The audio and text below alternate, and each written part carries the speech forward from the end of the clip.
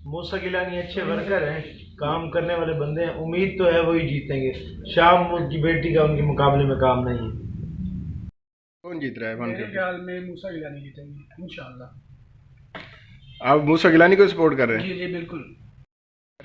मूसा गिलानी। आप पीटीआई के वर्कर नहीं है? हम पीटीआई के वर्कर नहीं, मूसा गिलानी के वर्कर हैं। ठीक है जी, मेहरबानी। में इलेक्शन हो रहा है, कौन जीत रहा है, मूसा गिलानी या मेहर बानो? कोई भी नहीं जीत रहा। कौन जीत रहा है?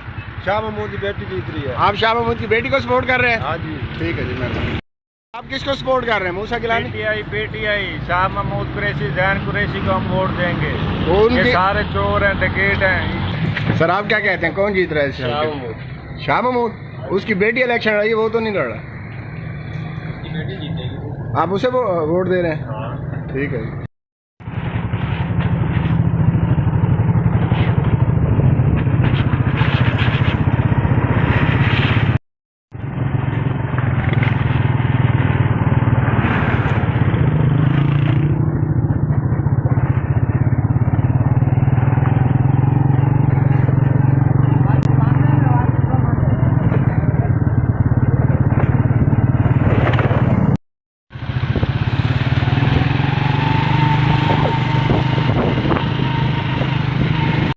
जी। कुरैशी मखदूम और गिलानी मखदूम, जी हाँ बिल्कुल, जैसा कि आपने सुना, एक तरफ है कुरैशी मखदूम और दूसरी तरफ है गिलानी मखदूम।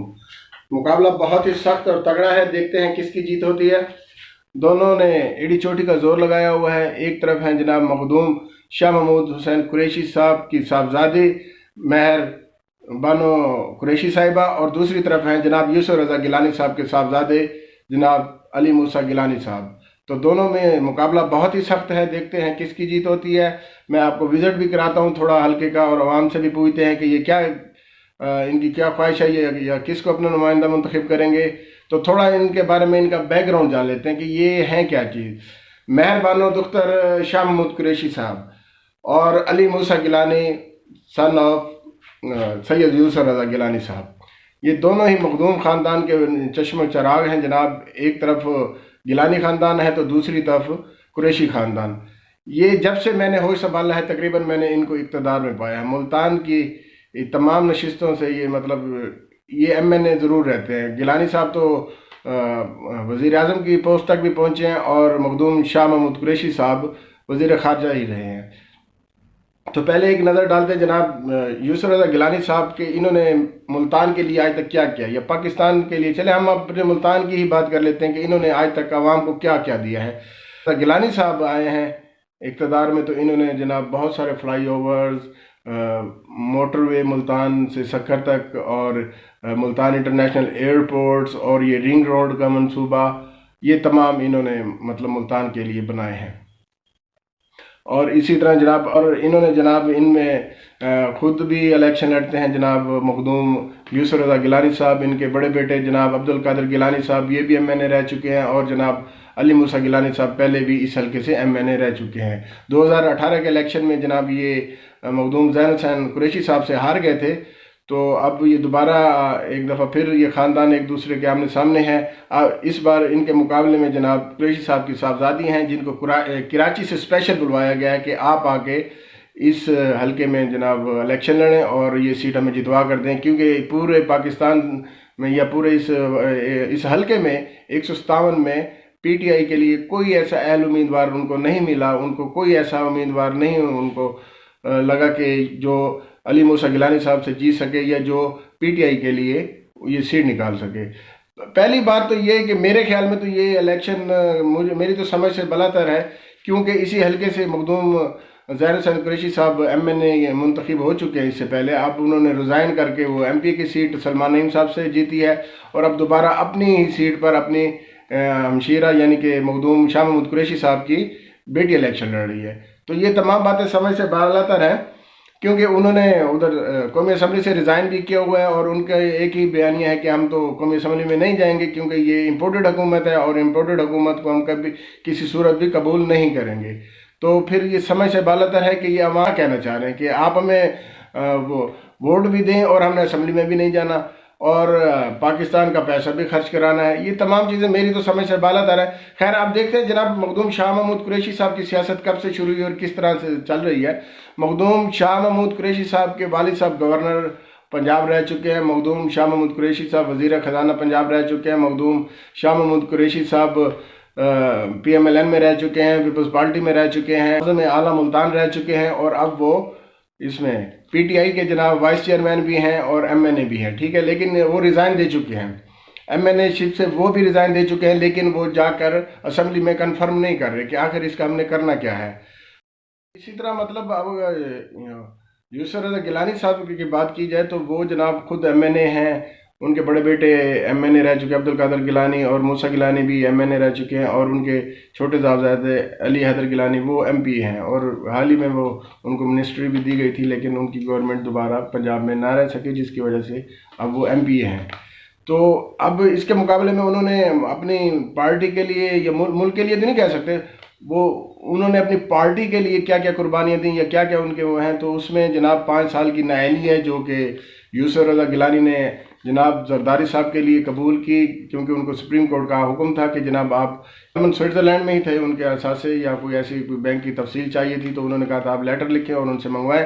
तो उन्होंने कहा था मैं नाअहल तो हो सकता हूं, लेकिन मैं ये लेटर नहीं लिखूंगा। तो ये भी मैं आपको गोशगुजार करना चाह रहा था कि ये मामलात भी हैं। इसी तरह जनाब शाह महमूद कुरैशी साहब को देखें तो किसी पार्टी के लिए कुर्बानी तो नहीं है, हमेशा वो इक़्तिदार में रहे हैं। जब से अपना होश संभाला है या अपने बुज़ुर्गों से सुना है तो वो इक़्तिदार में है, और यहाँ के मुल्तान के जनाब गद्दी नशीन भी हैं, शाहरुख आलम या बहाउद्दीन ज़िक्रिया दरबार के, तो हमेशा से वो इक़्तिदार में भी रहे हैं, लेकिन उनकी खातिर खा कोई खिदमत मुझे तो अभी तक नज़र नहीं है।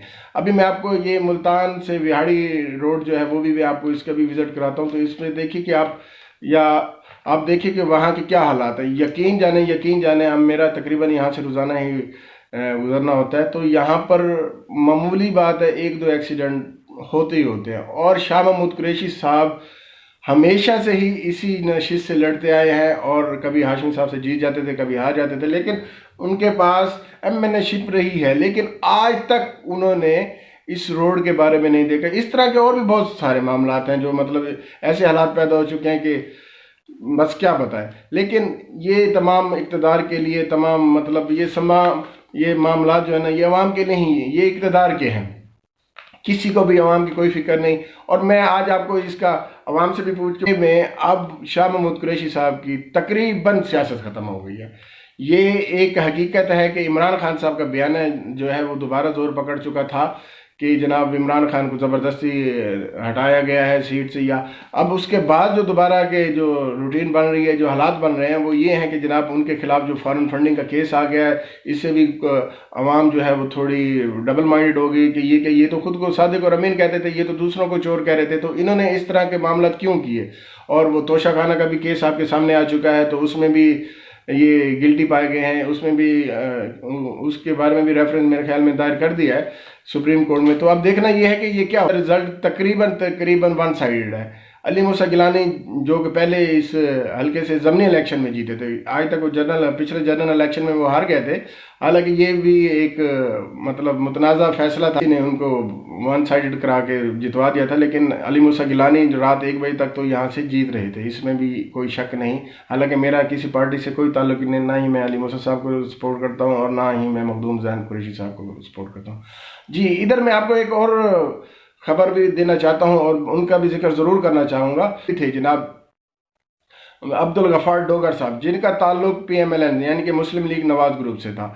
तो हाल ही में बल्कि उन्होंने अपनी इलेक्शन कैंपेन भी शुरू कर दी थी। तो उनका कहना ये था कि इस हल्के की जो सीट है वो मेरी कंफर्म है, जबकि हर तरफ से ये आवाज़ें उठ रही थी कि ये सीट एडजस्टमेंट हो चुकी है और इधर से PTM का उम्मीदवार अली मूसा गिलानी होगा। तो उनका कहना ये था कि नहीं, ऐसा मुमकिन नहीं है, इस सीट से मैं ही उम्मीदवार हूँगा और मैं सेंट्रल एग्जीक्यूटिव कमेटी का मेंबर भी हूँ, तो मेरी इजाज़त के बगैर यहाँ से कोई और उम्मीदवार नहीं आ सकता।